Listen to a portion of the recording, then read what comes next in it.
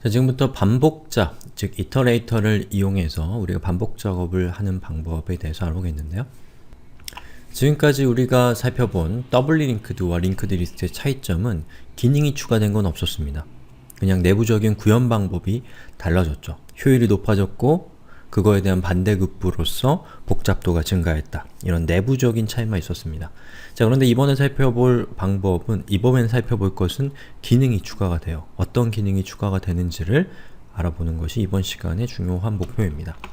자, 우선 넘버스라고 하는 제가 이름에 링크드 리스트 객체를 만들었고 10, 20, 30, 40의 순서로 노드를 배치시켜 놨습니다. 자, 이 상태에서 이터레이터 라는 메소드를 호출하고 자, 이터레이터라고 하는 인터페이스를 데이터 타입으로 하는 IT 변수를 제가 만들었죠. 자, 이걸 한번 실행을 시키면 어떤 일이 내부적으로 일어나냐면 이터레이터 메소드가 호출되면서 ITE라고 하는 클래스를 인스턴스화 시켜서 리턴을 하는 것이죠. 자, 그리고 IT 클래스는 이렇게 생겼습니다. 이거 우리가 이전에 살펴봤던 것과 똑같은 내용이고요. 자, 여기 있는 코드를 한번 살펴보면 자, 보시는 것처럼 이 클래스, IT 클래스의 내용은 거의 비슷한데 보시는 것처럼 has previous와 previous 메소드 두 개가 추가되어 있습니다. 그리고 이 IT 클래스는 iterator 클래스를 implement하고 있기 때문에 자, 여기 위에 보시면 자, 이 iterator 인터페이스에 has previously previous라고 하는 두 개의 이 메소드의 시그니처가 추가된 것을 볼 수가 있죠. 자, 그래서 한번 동작을 시켜볼게요. 동작을 시켜보면 IT numbers가 아니죠. 자, systemout.println IT next를 하면 어떤 일이 생기나요? 자, 이 IT가 가리키는 리스트, 즉 넘버스 안에 포함되어 있는 노드 중에 첫 번째 노드를 리턴하고 그 다음 노드를 현재 노드 상태로 바꿉니다. 자, 실행을 시켜보면 보시는 것처럼 12의 리턴이 되죠.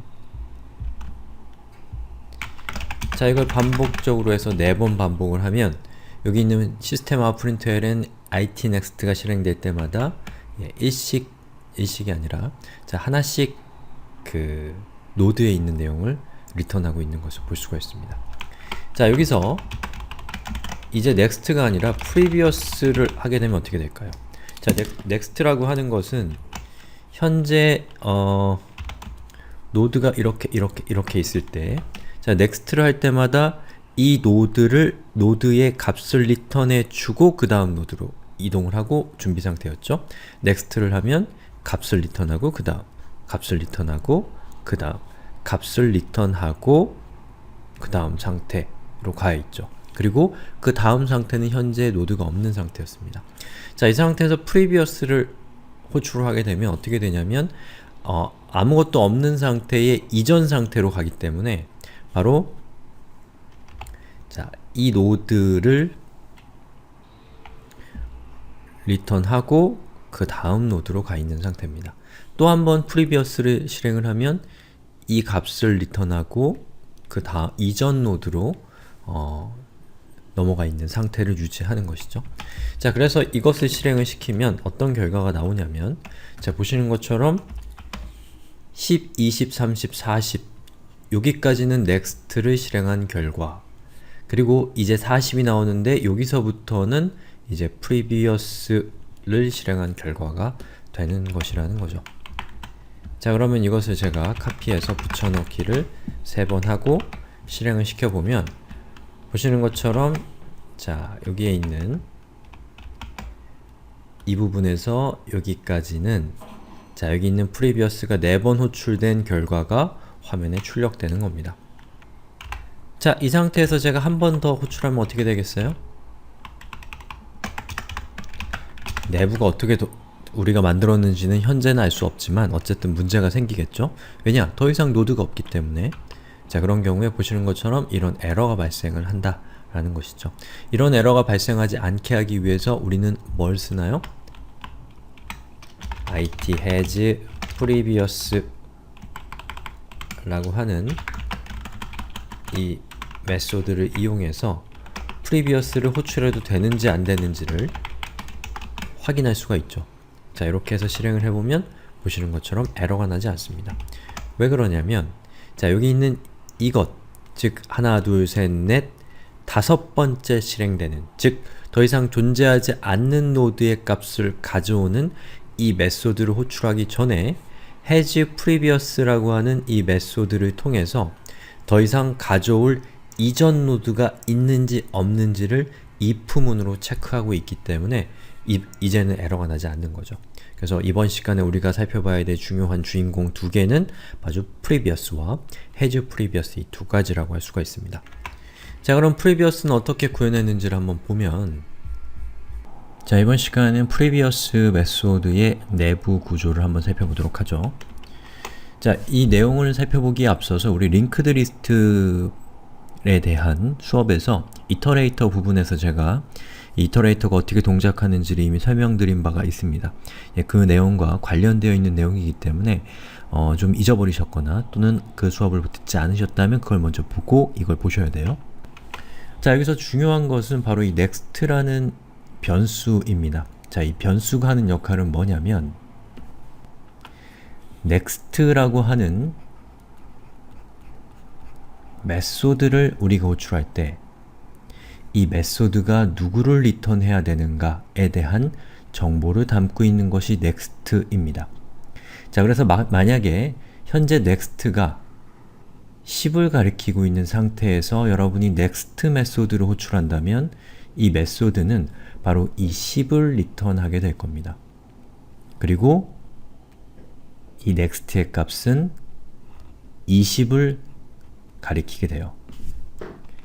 자, 이렇게 바꾸는 게 좋겠죠? 요거는 이제 끊어지는 거고요. 그리고 또 next 메소드로 호출하면 20을 리턴하고 next는 이제 30을 가리키게 됩니다. 자, 그런 식이에요. 그래서 마지막에 현재 next가 40을 가리키고 있는 상태에서 next 메소드를 호출하게 되면 40을 리턴하고 next는 누가 되냐면 아무것도 없죠. 아무것도 없다라는 뜻의 null을 가리키게 됩니다. 자, 여기 보시면 만약에 next가 null이라면 이란 뜻은 바로 next가 null을 가리키고 있는 상태, 다시 말해서 마지막 노드까지 리턴을 다 끝내서 더 이상 리턴할 값이 next를 호출했을 때 더 이상 리턴할 값이 존재하지 않는 상태가 바로 next의 값이 null인 상태라고 할 수 있는 것이죠. 자, 이 상태가 바로 이 부분인데, 그렇다면 이 if문은 어떤 역할을 하나요? 자, 이 코드는 더 이상 next가 없을 때, 마지막에 도달했을 때죠. 자, 그리고 이 코드는 뭐겠어요? 마지막이 아닐 때, 즉 이 안에 있을 때인 거죠. 얘는 마지막까지 왔을 때인 거죠. 자, 마지막에 도착해 있는 상태에서 우리가 previous 메소드로 호출하게 되면 이 코드가 실행이 돼서 tail이 가리키고 있는 값, 다시 말해서 가장 마지막에 있는 노드가 항상 tail이잖아요. 자, 이 tail이 가리키고 있는, 자, 지금 필기가 잘 안되네요. 자, 이게 tail이죠? 자, 마지막에 있는, 자, tail이 가리키고 있는 이 노드를 next로 지정하고 last returned 값으로 지정을 한다라는 뜻입니다. 자, 그러면 어떻게 되겠어요? 자, previous가 실행됐을 때 next가 마지막에 있는 이 노드, 또 last returned도 마지막에 있는 이 노드라고 한다면 previous를 호출하게 되면 last returned 데이터가 리턴이 될 것이기 때문에 바로 이 마지막에 있는 노드가 리턴 된다는 것이죠. 그리고 만약에 next의 값이 null이 아니다 라는 것은 이것들 중에 하나를 가리키고 있는 상태인 거죠. 자, 그 상태에서 우리가 previous 메소드를 호출하게 되면 next의 preview를 한다라는 뜻이에요. 만약에 우리가 30이 next였다고 칠게요. 너무 지저분해서. 자, next가 30인 상태였다고 칠게요. 자, 그러면 30의 프리뷰면 바로 20이겠죠. 자, 20이 next로 가고 그리고 last returned 값도 next가 됩니다. 20이 됩니다. 그리고 이 메소드의 리턴 값으로는 last returned의 데이터 값을 리턴하기 때문에 바로 20이라는 값이 리턴 되겠죠. 자, 그런 식으로 동작하는 것이 바로 이 previous라는 메소드가 동작하는 방식입니다.